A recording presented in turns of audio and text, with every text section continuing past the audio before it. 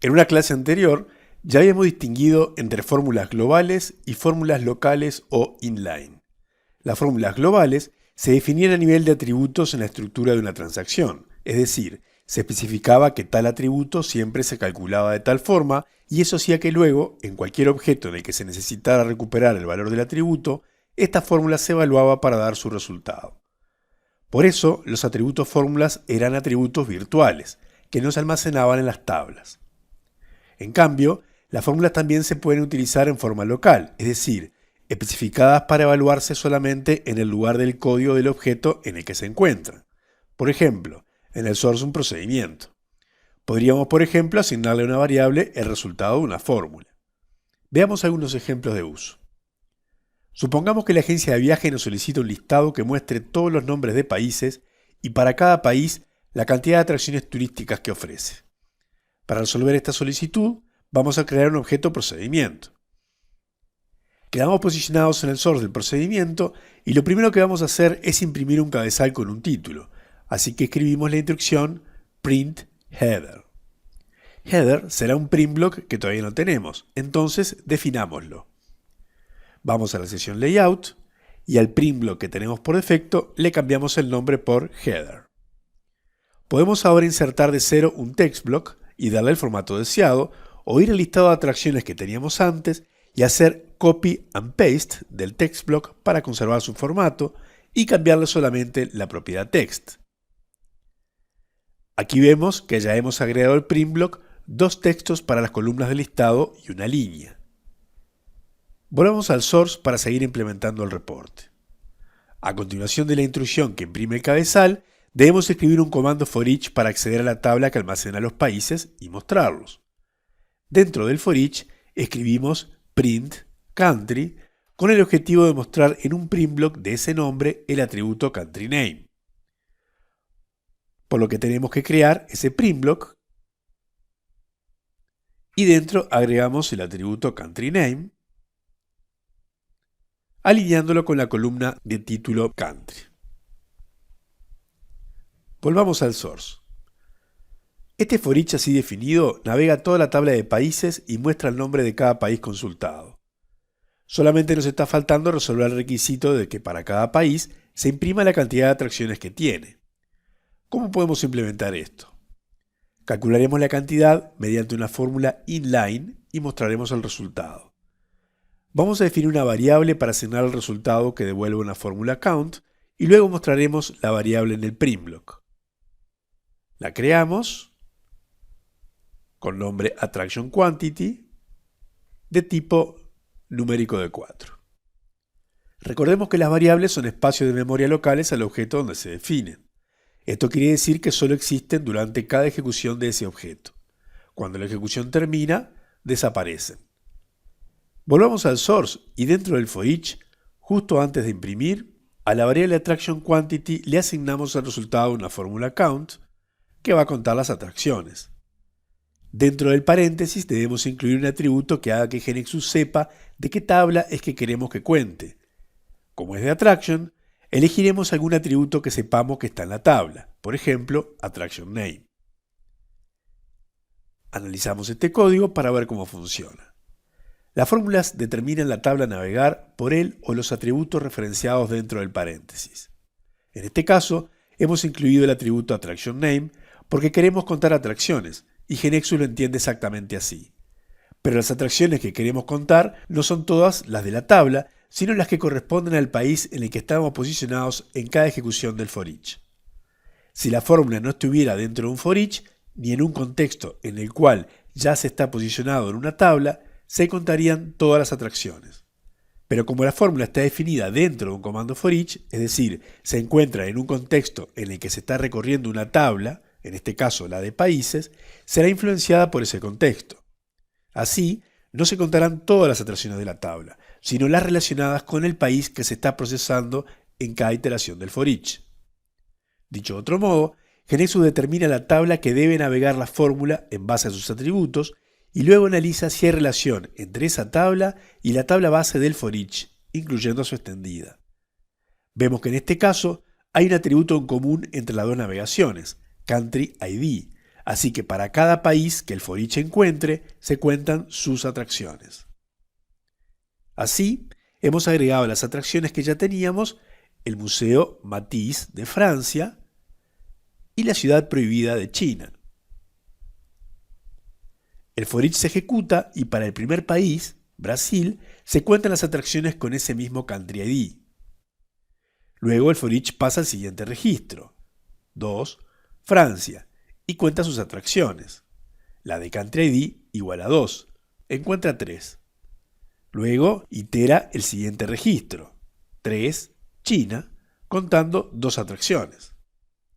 Y por último, Estados Unidos con una sola atracción. En definitiva, funciona como si hubiéramos definido esta condición de filtro explícita en la fórmula,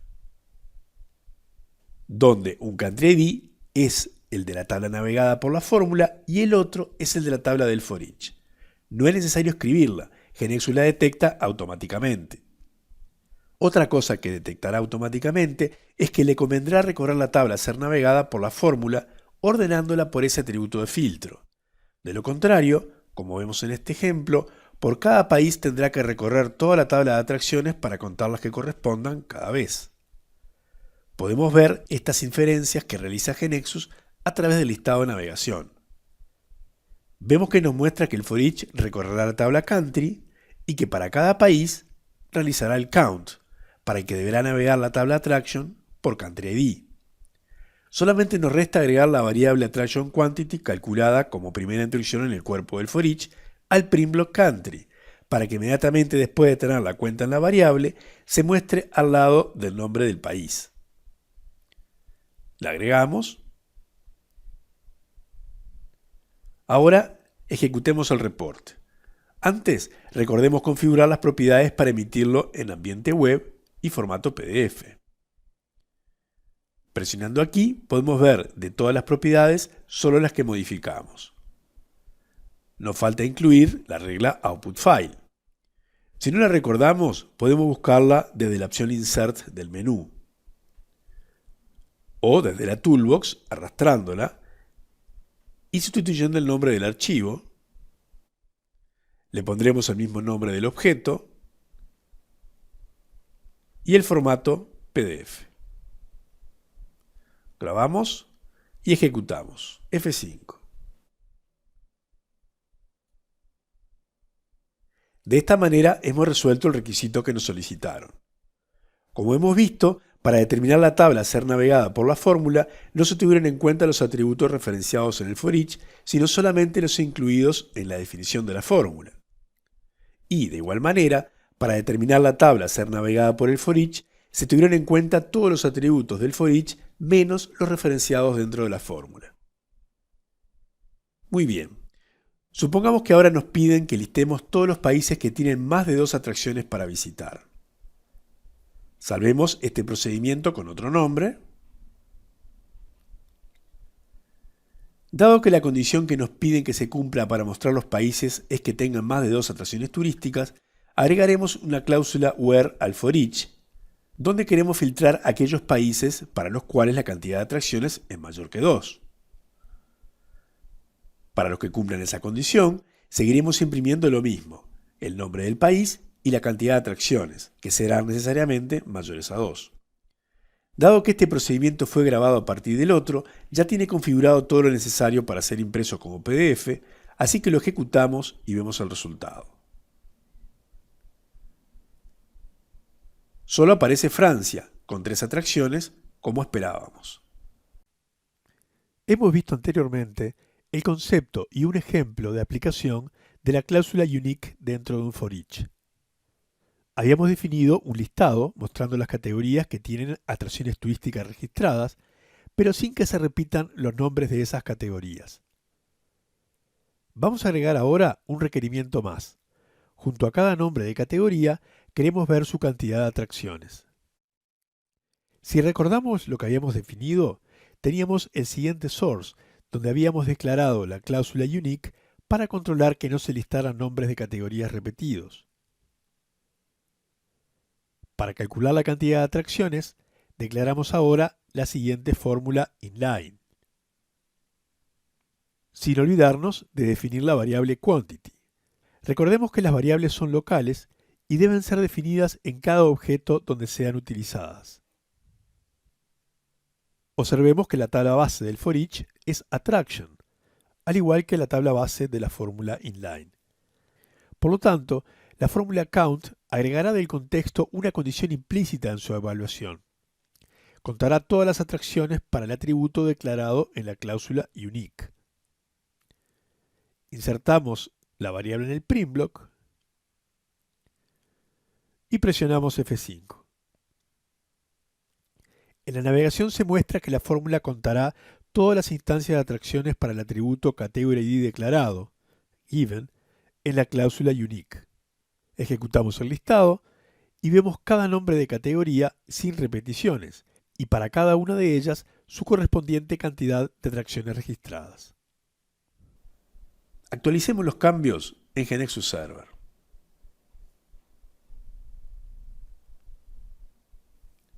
Con esto completamos dos ejemplos de uso de fórmulas inline para obtener cálculos fácilmente. En este ejemplo hemos visto únicamente la fórmula count, pero podríamos haber utilizado como fórmulas inline todas las que estudiamos antes, como sum, average, max, entre otras. Algo importante a tener en cuenta es que como las fórmulas inline se calculan únicamente en el objeto en el que están escritas, pueden incluir dentro de su cálculo variables que se hayan definido en ese objeto. Por ejemplo, a diferencia de lo que ocurre con las fórmulas globales, en lo que no está permitido el uso de variables para el cálculo porque son atributos que pueden utilizarse en cualquier objeto y las variables tienen alcance únicamente local. Resumiendo lo visto, una fórmula inline es una fórmula que declaramos como instrucción puntual dentro de determinado código, como en el source de un procedimiento, en un evento de un web panel, en el source de un data provider, etc. La fórmula solamente se conoce en el objeto donde fue definida. Por esa razón, también le llamamos fórmula local. Se calcula en el momento en que se ejecuta el objeto y luego su valor desaparece. Al contrario de lo que ocurría con las fórmulas globales, las definidas para atributos en transacciones, que se calculan cada vez que se consulta el valor de un atributo dentro de cualquier objeto en ejecución.